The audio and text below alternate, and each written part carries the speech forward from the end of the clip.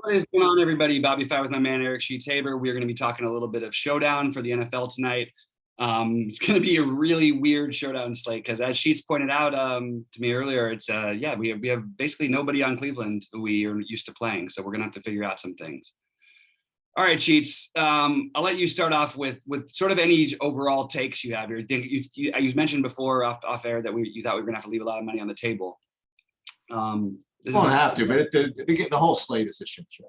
Okay, so we'll start with the fact that Cleveland, they're missing not only Chubb, but they're missing now Kareem Hunt, and the coach says they're going to run a three-pronged attack with Demetrius, D. Johnson, D. Felton, and John Kelly, one of whom is 200, and that's all the information we have on the Cleveland running situation. In the passing situation, you have Odell Beckham trending towards not playing now, and Baker Mayfield is out. So you have Case Keenum quarterbacking to, I guess, guys like Jarvis Landry and then Donovan Peoples-Jones and God knows what else. So on the Cleveland side of the ball, it is just open season on funny business. Let's just put it that way. That's my initial take on the slate.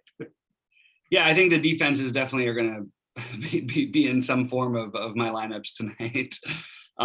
It's pretty ugly, and you have the lowest total we've had on a showdown slate this season in 40.5. That's really, really, really, really low. So what can we try and do to get a little different here? So first thing, different. I mean, I don't even know what the chalk's going to be. Well, okay. Well, I mean, it'll. Let's go back to basics. So who's the best player? The best, just general play on this. Who's the best play? Like, who's Lamar Jackson? Nobody, right? So who's closest? I mean, honestly, the best play is probably, if they're really going to do the three-prong thing, it'd be Kelly, Dearness Johnson. No, I was going to say just overall points, like Keenum, Bridgewater, and Sutton, probably. Oh, for the overall points. Just overall points. Yeah, I think it'd be Bridgewater, then Keenum, and then maybe Sutton. Maybe Fant would be right behind them. Yeah, it's going to be close between those guys, I guess. And one thing that you just touched on is the fact that that you got receivers correlating with the quarterback, whatever it is, and so you could play all four of those guys in today and be well within your rights and do it really, really easy. With the value that's out there. But you have to kind of figure out if this is actually the best plays, these are actually the top, and what's your favorite value. Like you already mentioned the defense, right? Mm-hmm. I mean, that I agree. I think that's just got to be in play. I think the kickers really have to be in play. Yep. I mean, just the touchdowns just are going to seem very, very slow going. Mm-hmm. Aside from Sutton, though, what other do you like? Do you like Patrick? Also, along with Sutton and Fan, you put him behind those guys. I don't like Sutton particularly. Okay. I like him in general. I think that it makes sense. I guess maybe I do because of raw points or whatever. That's a real thing. So I guess I probably should more. I sort of was leaning the Patrick route personally, to get a little bit off of the Sutton stuff. It's tough. Okay, so I'll go by my thoughts on sort of the running game first for Cleveland, because I think that's where you have to sort of start here. Sure. It's going to be hard to not play John Kelly just based on the coach speak alone, but I do think that in reality that it's going to end up being Felton or Johnson more than it is the other guys. That's just my initial instinct. Now, I think that what's going to happen is Felton is going to project a lot worse than Johnson and probably will be lower owned. And I would have no problem going to that. We already have it. By the way, if you do believe in that three-prong attack being a thing, go ahead and bet right now, because there's a 61.5-yard prop on Dearness Johnson running tonight. Now, if there's a three-man running attack against one of the best run defenses in football, I don't think I think it's a great under bet. But if you really think he's going to get all the work, even if you think he's going to get all the work, I don't even know if he gets there. So I actually think it's a really good bet to bet the under on that. However, I still kind of like he's only plus 118 to score a touchdown. Felton's only plus 164. And then plus $1 million, if you want to make a real long shot bet on John Kelly, who's currently plus 1325. But those, so I am probably going to take a shot with the cheap John Kelly, but do I even need to is the question. So go ahead.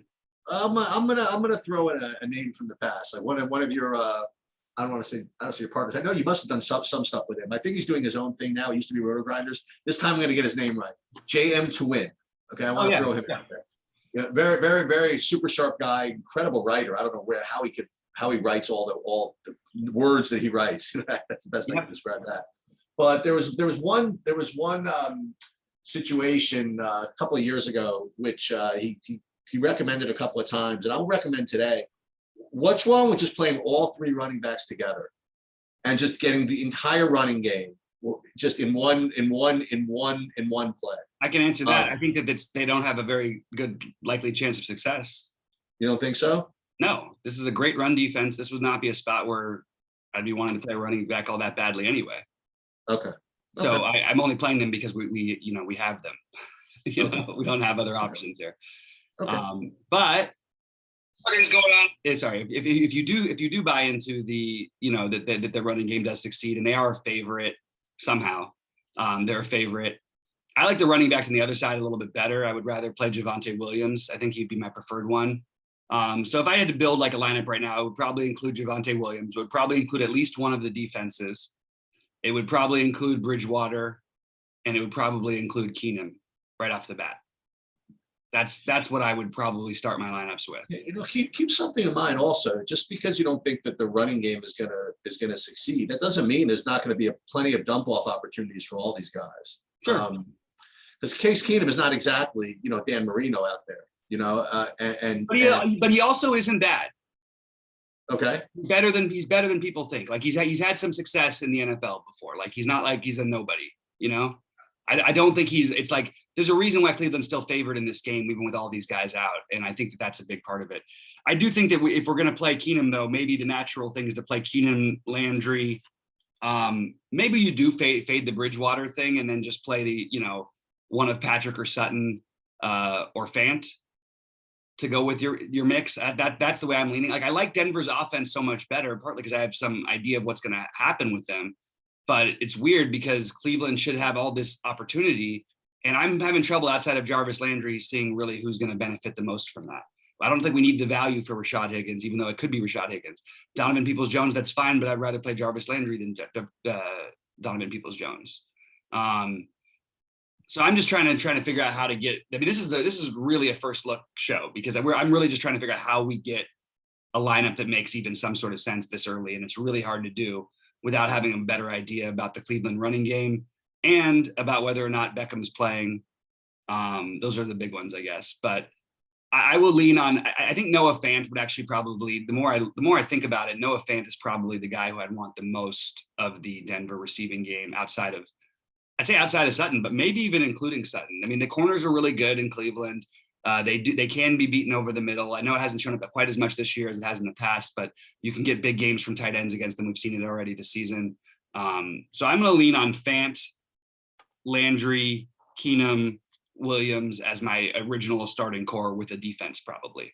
I got a couple of hoodoos. Okay. If you want to play someone else from Denver, you could play Kendall Hinton. Okay. At 2K. A wide receiver. Mm-hmm. Then there's these couple of Cleveland guys. These guys are just projecting all. I didn't mention Njoku. Oh yeah, that's a good one. Definitely. I mean, on a slate like this, he's just got to be in play. Yeah. And then another guy, I don't even know who he is. Anthony Schwartz is showing up a little bit for Cleveland. I mean, these are all presuming, obviously, that Odell Beckham is out, and just basically just all the OEM free, Wouldn't you rather just take the other value as opposed to these guys? Yes, except that other value might be 20% owned. Yeah, and Hinton is actually viable. Yeah, okay. Yeah, I hear you on this. This is a tough slate. This is a slate. I told you, it's a great game. I'll be at the Dodger to be sitting at the Dodger game. Yeah, seriously, I'll be at the Dodger game, and I will play my one lineup, and that'll be basically it. I'll be watching Luca and Trey. Yeah, exactly. It's going to be an ugly one. But I actually agree with the Hinton thing a little bit. But I don't know if I want to go that deep on the Schwartz thing. I get it. Like, I just don't know if I'm going to need it, Yeah. I mean, you definitely don't need it. I mean, I think I'd just rather go with the Higgins, Peoples-Jones, kickers. maybe the kickers. The problem is I'm actually worried about the kickers even having a chance to do much. Well, the best player on the field today is going to be Brandon McManus. Yeah. Okay, that's fair. But I mean, in all fairness, they are an underdog in this game. Yeah. 19.5 total is pretty low. I actually think that would lean on maybe at least Denver. I don't think Denver's only going to score 19 points here. It just feels like they're going to have too many offensive opportunities for that to happen. But yeah, I mean, I've got right now, look, both defenses are interesting. I prefer Denver's. Williams, Javonte Williams, Keenum, Landry, Fant. That fits a narrative. That fits a way it could go. If Cleveland with their defense and running and Cleveland and with their defense, and then you find the one right running back, and then you play the entire other side of the Denver offense. At least it goes with one game script that I can get behind, Right. So I don't know. That's what I'm sort of thinking about doing. And even though I think Denver's defense is better, as a better team to take a shot on, I think the Brown. I don't know. Actually, Denver's going to be lower owned than Cleveland is. They're both totally in play. And I agree with you that McManus could actually be. That is probably the one we want, huh? I think we want McManus ahead of McLaughlin. Yeah. So I mean, look, guys, the show's going to be scattered because this is a really weird slate. Even Bridgewater, I mean, like, he's going to play, but he's questionable. I'm guessing he's going to play, but he's questionable right now. One thing is he will air it out. They've thrown the ball a ton this year. And if he airs it out at all, like if they have to throw the ball a bunch, you're going to see a spread out receivers. That's why I can kind of get behind the Hinton play. But I just think I'm mostly going to side with Jarvis Landry here. I'm sorry, not the Hinton play. No, the Hinton for Denver. But I think that I'm going to mostly use Landry and one of Sutton or Fant as my main receivers, just because I don't know if I need that value anywhere. What's the total in this game? 40.5. If it were 39.5, I would play the under. I'll take the over tonight. It's a little too low. I mean, that's pretty low. You know what I mean? You get one score early in the game script. I don't know. I just feel like it's not gonna. I don't think it's gonna totally dud out. There's gonna be a couple plays broken. We just saw Cleveland give up. They give up 37 and 46 the last 2 weeks they've played. Like, better teams, sure, but like, I don't know. I could see that actually I think I like the Denver side of this game. I don't necessarily think they win the game, but what's the spread here? Like 2 or something? 1.5 for Cleveland. Anyway. Anyway. Gotta think. I don't know. I don't even know who I like in this game. This is a really tough one. I mean, you know who I like in this game? I like the Dodgers. But their back was sort of broken last night. And then Turner's out for the postseason, no matter what happens. Which Turner? Justin? Yeah, which is actually Trey has been so awful this postseason. I would rather almost, but they both have been awful. Well, we're gonna see. This is a Dave Roberts game, man. He's got to get this done somehow. He's the worst. That's what I'm saying. I mean, he's got to manage this bullpen. He's got to get it. To his credit, it's not his fault that they're where they are in the series, because that offense needs to hit more. Anyway, how many days rest has Scherzer had so far? That's an impossible question because he pitched 1 inning, then 4th inning, so it doesn't really matter. He's not going to pitch today, I don't think. Oh, you don't think so? Okay. I don't think. I mean, yeah, everybody's all hands on deck. It's an elimination game, so he'll pitch an inning maybe. But I think the natural thing is to try to see if you can get through it and get Scherzer in Game 6. But you probably have to get an early lead for that to happen. Yeah, we'll see. And he could pitch, by the way, 1 inning and then pitch Game 6. I wouldn't put it past him. Anyway, it's going to be an interesting night of sports. We've got great NBA games. We have a great baseball game and a crappy football game. Yeah. But only one of those situations gives $1 million guarantee. So.